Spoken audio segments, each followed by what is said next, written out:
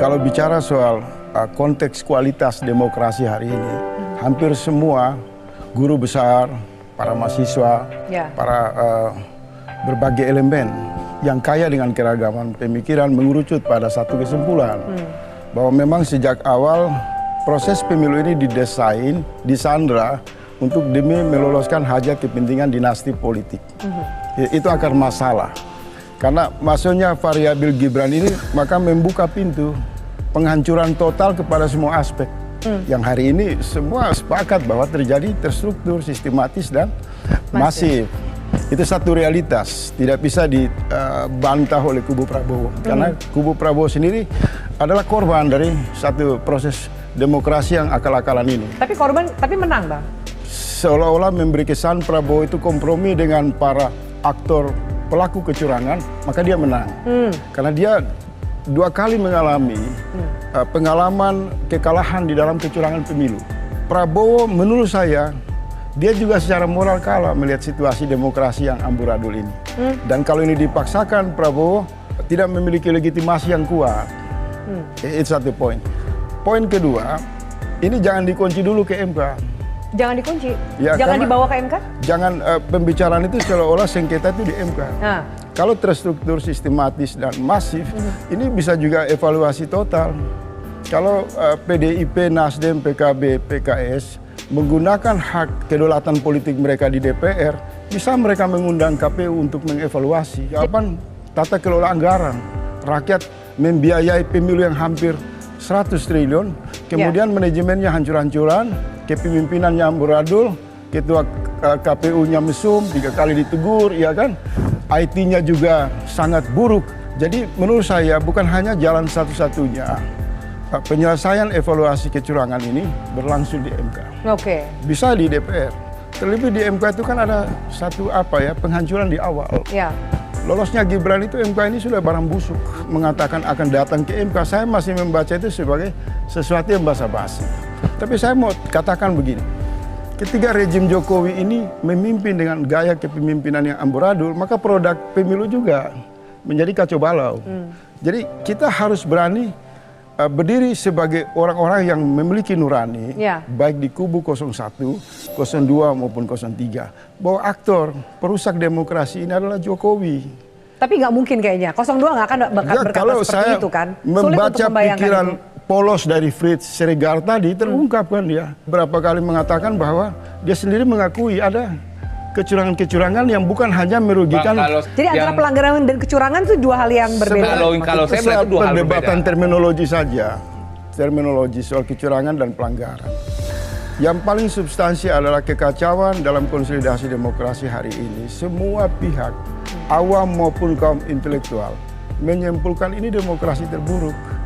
Prabowo itu mengumumkan kepada seluruh rakyat Indonesia pada tahun 2019 bahwa KPU ini harus dibenahi, dan Prabowo menancapkan satu kalimat tajam, kalau mau cari pembohong itu ada pada kelompok-kelompok survei.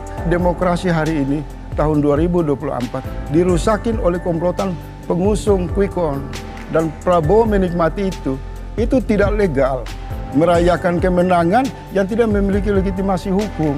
Ini menunjukkan penegasan ada pergeseran morality Prabowo. Kalau kawan-kawan di Gerindra masih terus nekat untuk mengusung semangat kecurangan ini dengan membuang nurani, ini bangkrut secara peradaban. Jujur kepada publik bahwa perusak demokrasi ini dipandu langsung oleh aktornya adalah Jokowi. Prabowo, Fritz, dan kawan-kawan Gerindra itu berbicara out of context. Persoalan kecurangan itu tidak pelanggaran, Bang, pelanggaran, kecurangan, kekacauan ini tidak dialamatkan kepada 02. Itu pertanyaan konyol menurut saya. Artinya apa? 02 ini out dulu. Kita bicara kecurangan yang merugikan 01, 03. 02 mengambil faedah di arena kecurangan ini. Pertanyaannya secara anatomi politik, 01, 03 itu berhadapan dengan siapa? Dengan sumber pembuat kecurangan. Aktor utamanya adalah Presiden Jokowi. Yang hari ini semua lembaga hukum dilumpuhkan, pengangkatan seleksi orang-orang KPU ini bermasalah mulai dari mesum dan membuat pelanggaran-pelanggaran administrasi. Isinya ini amburadul. Jadi harusnya gimana? Ada uang negara hampir 100 triliun dipakai untuk sebuah pesta kecurangan yang sangat masif, terstruktur, dan sangat luar biasa dampaknya. Prabowo itu tidak menghargai KPU. Dia menikmati kemenangan atas perhitungan cepat lembaga survei yang tidak dijamin legalnya. Jadi nikmati saja lembaga survei itu yang hari ini sudah tidak ditayang oleh televisi, oleh media. Anda punya kemenangan palsu dan Anda nikmati itu. Sekarang rakyat bersama pihak yang dirugikan oleh lagi mencari jalur. Menurut saya, Prof, harus tegas. Kalau presiden tidak mengambil cuti, tidak dimakzulkan, di mana para guru besar sejak awal sudah ingatkan, maka semuanya akan dikontrol. Baik. Seupaya apapun kita ingin lakukan, tetapi presiden terus mendorong Anwar Usman masuk dari pintu belakang, lorong-lorong hukum yang gelap itu untuk mengamankan. Karena dia tahu, dia menciptakan proses kecurangan, dia giring ke MK, dan iparnya kembali dan akan diselesaikan. Itu kan menghancurkan MK. Kemudian ada masalah sekarang kerusakan di pemilu, mereka suruh ke MK. Ini menurut saya satu logika yang irasional. Dari mana bisa meyakinkan bahwa MK itu menyelesaikan masalah sementara mereka di awal menghancurkan MK. MK hari ini sudah dihancurkan demi meloloskan Gibran sebagai pintu masuk operasional kecurangan yang dibilang TSM itu. Jadi kalau masih memperdebatkan soal apakah ini TSM atau tidak, semua di kubu 02 dan Jokowi saya perintahkan masuk periksa mentalitasnya. Ini terlihat kok. Bagaimana bisa pembiayaan pemilu yang sangat mahal ini, IT-nya hancur, perhitungannya ditunda. Semua input data itu menjadi masalah, gangguan yang masif, terstruktur. Kemudian parade bantuan sosial yang dimobilisasi oleh Jokowi untuk dalam rangka mempengaruhi suara di lapangan. Kemudian saya mau mengatakan begini, hari ini yang menjadi pegangan bagi Prabowo itu bukan KPU, tapi hasil quick count, perhitungan cepat. Sementara dasar perhitungan cepat ini hanya 2000 TPS.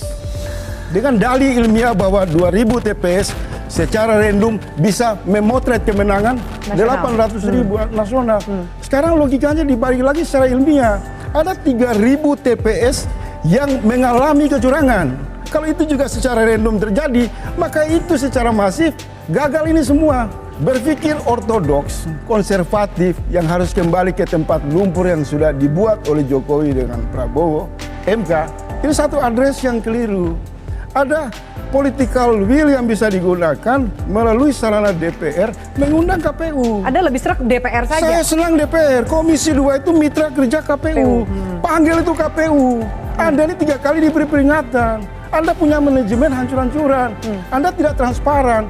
Anda tidak membuat akses publik berpartisipasi secara konkret untuk mengawal proses ini. Kemudian panggil itu Bawaslu. Kurang ajar kamu. Kenapa 2 kali laporan dari kelompok yang dirugikan itu diabaikan? Nah, ini masuk ke dalam saluran negara yang tersedia. Kalau masuk ke DPR, DPR panggil PPATK, DPR panggil BPK, DPR panggil BIN. Semua itu bisa diorganisir dalam satu peran bernegara untuk melihat TSM ada atau tidak. Jadi cara berpikir MK